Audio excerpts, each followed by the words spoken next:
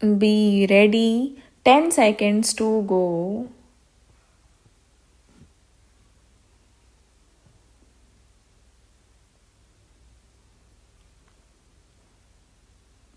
Start. Revenue has to go into a consolidated fund.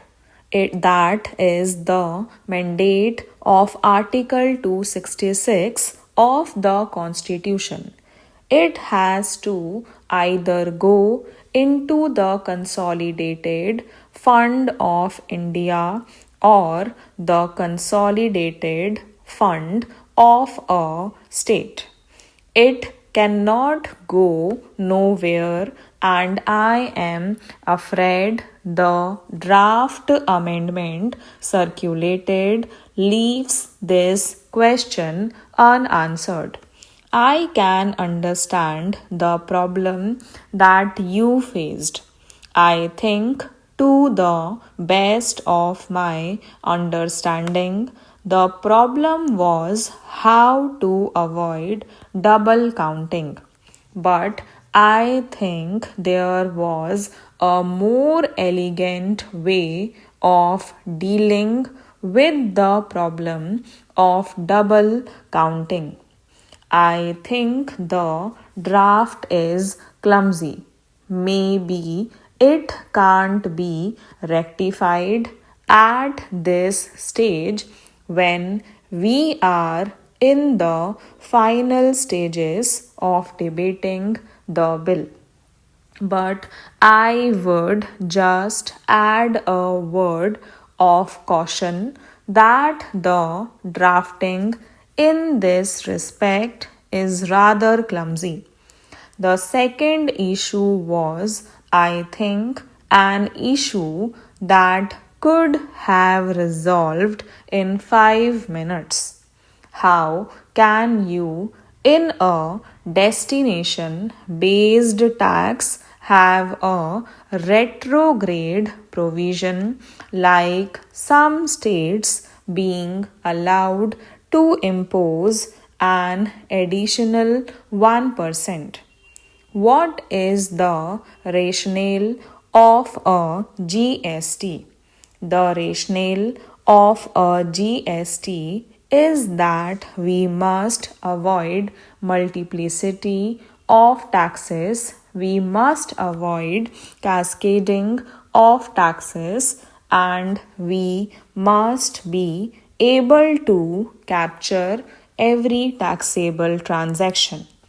If you give to some states the power to impose an additional 1% tax, and in the bill that was circulated, it could have been imposed by more than one state as goods pass from one state to another.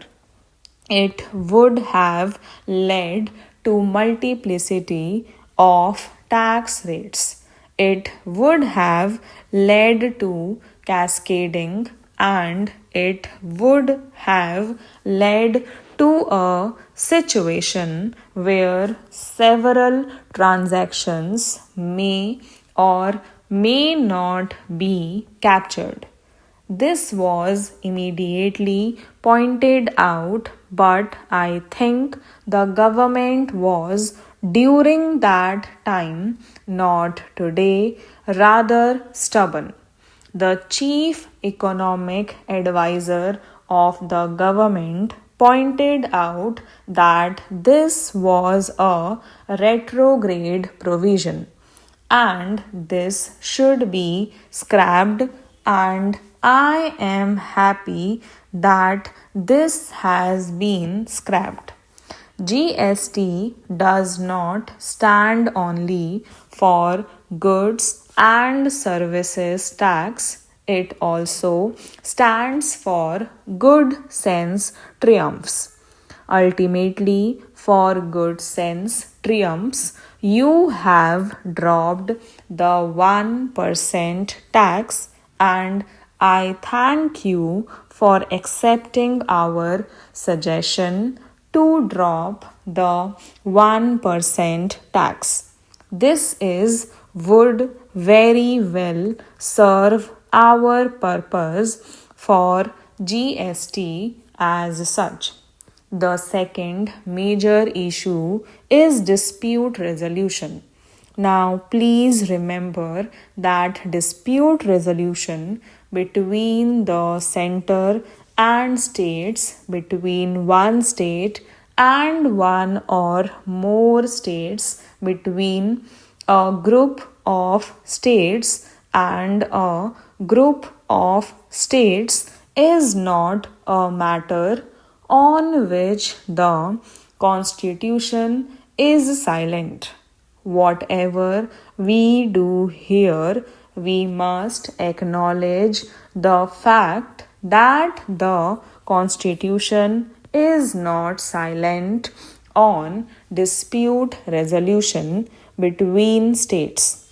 Article 131 speaks loud and clear. It provides for a machinery for dispute resolution.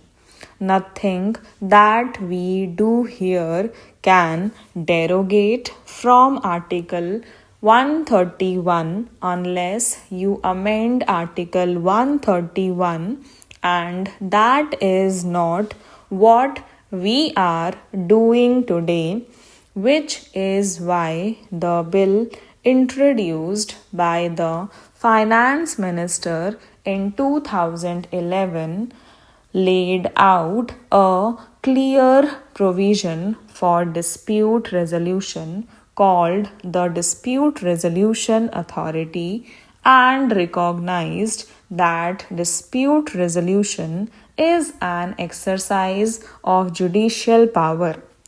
Just as the government is jealous of guarding its executive power, just as we in Parliament are jealous of guarding our legislative power, the judges of this country are jealous about guarding their judicial power. Time and again, the judges have said, if you encroach upon our judicial power, we will strike it down.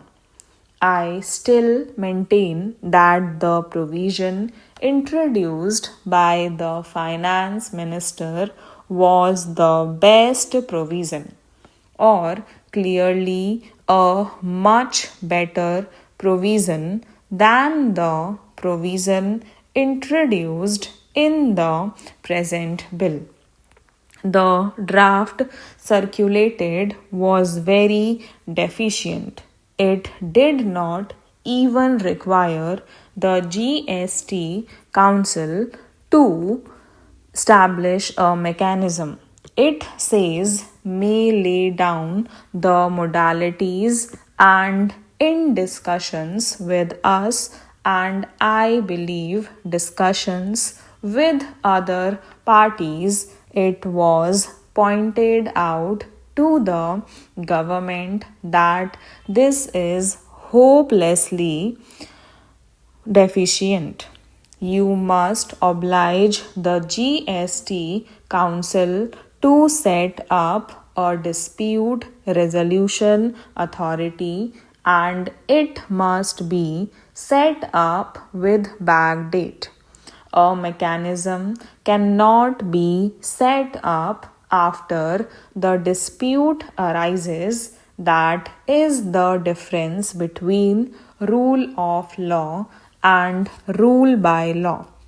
In a country governed by rule of law, the dispute resolution authority is known to everybody even before a dispute arises, so that you know if a dispute arises, you go there.